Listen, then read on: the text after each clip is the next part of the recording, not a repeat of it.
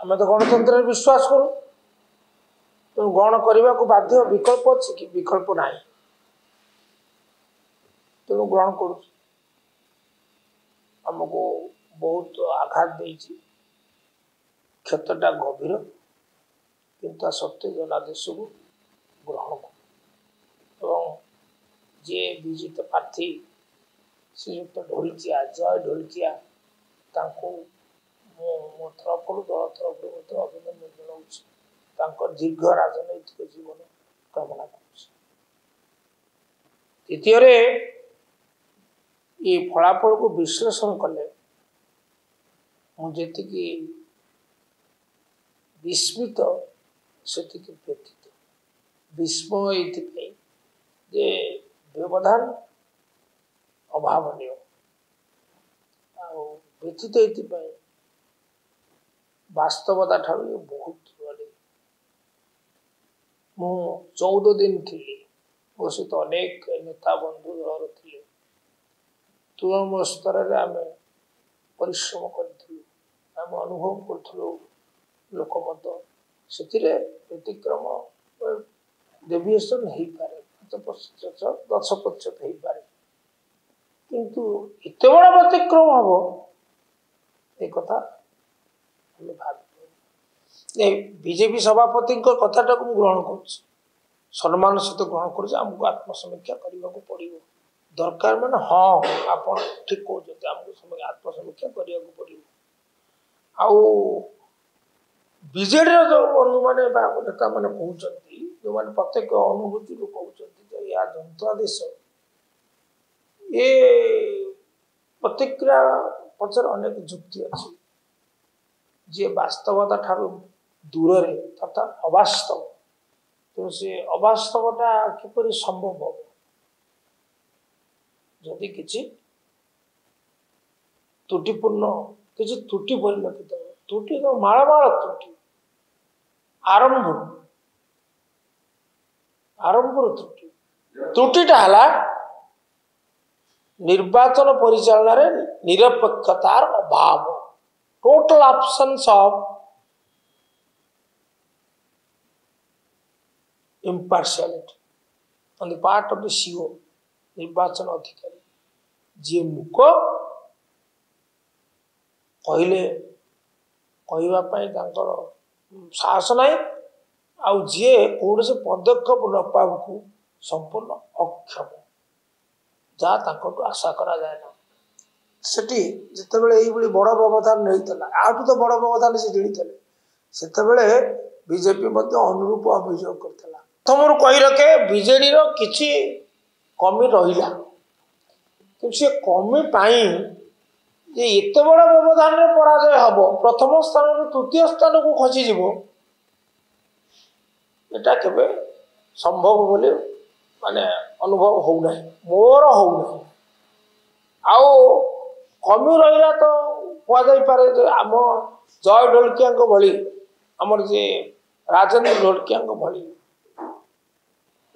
आमर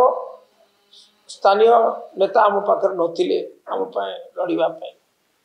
से गोटे कमी बोली कहुपे किंतु विकल्प भाव में आम जो पार्टी देलु ओडिशार जड़े जनाशुना नारी व्यक्ति एवं आमर विश्वास थिला आकलन थिला से महिला भोट को प्रभावित करेंगे महिला भोट प्राय अधिक समुदाय भोट से विचार कर दिया गया सी जो कहते सी होती दुरागता बहिरागता से वास्तव बहिरागता नुहति निर्वाचन मंडल जन्म नहीं नई पारती किंतु से पश्चिम ओडिशा नुआपड़ा पश्चिम ओडिशा एवं तांकर मामू घर हूँ नुआपड़ा तेणु आक्षरिक अर्थ से निर्वाचन मंडल भोटदाता नुहति कहले आम ग्रहण करूँ किंतु से जो बहिरागता ये कथाटा ठीक नुहे आउे आईन तो विभिन्न नेता मैंने विभिन्न निर्वाचन जोड़ुं आम केन्द्रापड़ा निर्वाचन बैजयंतपड़ा जोड़ुं से जन्म नहीं ना राजनीति प्रतिष्ठा लाभ कल कौटी केन्द्रापड़ा संबित पात्र सी कौन पुरी सी तो सेठू जानिले से कारण पराजय है कह ना। अच्छा जदि से कथा विचार हुए ताले मूल बासिंदा तो होती कांग्रेस प्रार्थी कहीं पराजय है शोचनीय पराजय है सी तो निजे 50,900 भोट पाई स्वाधीन प्रार्थी भाव विद्रोही कांग्रेस प्रार्थी भाव कांग्रेस हाथ चिन्ह 15,000 भोट पाई सी भोट गला कुआड़े जदि लोके एमती माटीर पुओ को भल पाती भावावेगे भासी जाकि संपूर्ण भाव समर्थन अजाड़ी दिखती अकुंठ भाव तो सर्वनिम्न सी 65,000 भोट पाई हारिले 65,000 भोट पाई पाइले कि 25,000 भोट कम पाइले सी पूरा कहली से आम पराजय नहीं विपर्जय जेहेतु आम अभावन व्यवधान हारिलु साधारण व्यवधान नहीं पराजय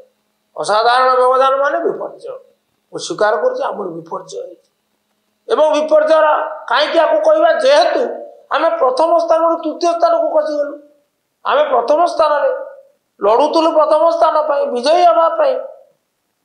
निरवच्छिन्न भाव आम प्रथम स्थान श्रीयुक्त ढोलकिया निर्वाचित होते शंख चिन्ह निर्वाचित होते तेणु आम भावुलु